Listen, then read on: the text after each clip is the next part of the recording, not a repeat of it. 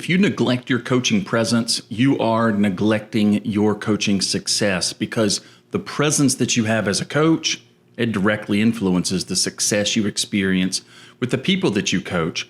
So we don't want to neglect our coaching presence. We want to develop it. So what is coaching presence? Well, your presence is kind of how you show up. It's the way people experience you. It's sort of the vibe that you give off. And when you show up as a coach and you've had that strong coaching presence, people experience you as a coach, they lean into you as a coach, and they get the most from the coaching experience. So, okay, how do we develop our coaching presence? Well, for me, coaching presence really comes at the intersection of three sort of elements. It is your competence, that is kind of your skill and ability. Your confidence, that is your, you kind of knowing and trusting that you have what it takes to coach well, and your credibility, that is how do other people lean in and trust and believe that you've got what it takes. So coaching presence, it's the intersection of all of those. So how do you develop them? Well, let's talk about your competence. That's kind of the cornerstone of this. You shouldn't be confident and you shouldn't have credibility if you're not competent. So you want to work on your competence. All of the things that you learn in coaching classes and from podcasts and from books and those kinds of things. So this is your skill, it's your ability, it's your knowledge, it's the tools and the resources that you have access to. We can always be growing in our coaching competence. And so if you want to work on your presence, work on your competence. By the way, you're never going to reach the end. You're never going to be full. You're never going to be absolutely 100% competent as a coach, because there's always something else to learn and to develop and to grow.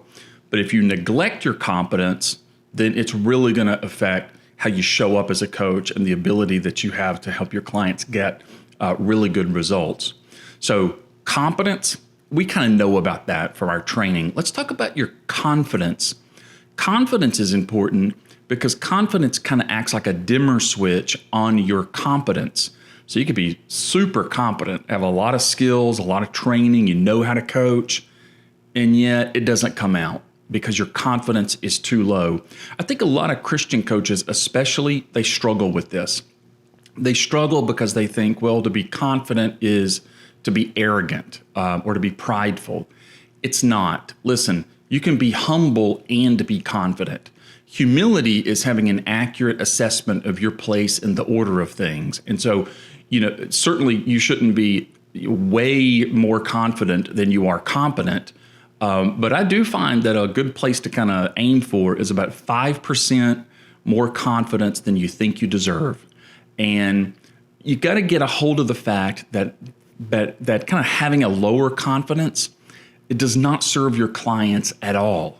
And so you may think, oh, I'm being humble. Well, that makes it about you.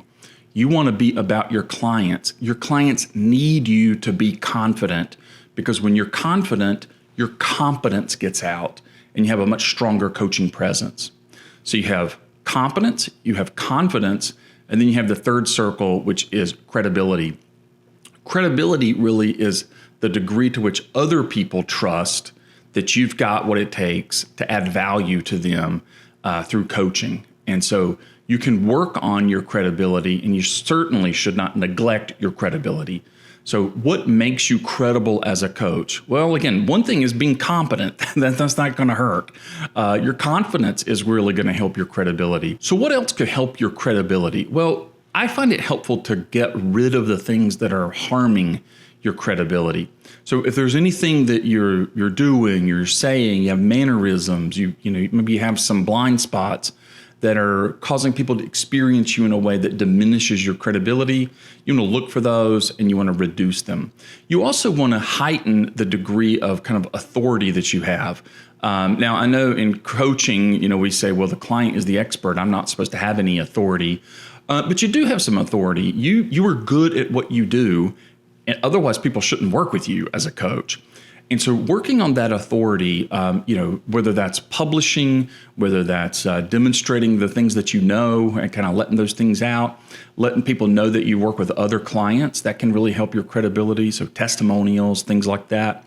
All of those sort of wrap in together to heighten your credibility, which again is not about you. It's really about you serving your clients.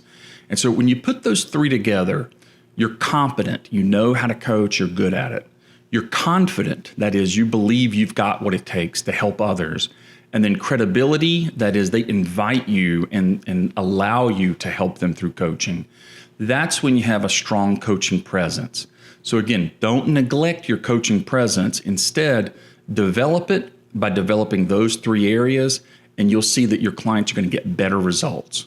Be sure and subscribe so you don't miss any of our great content.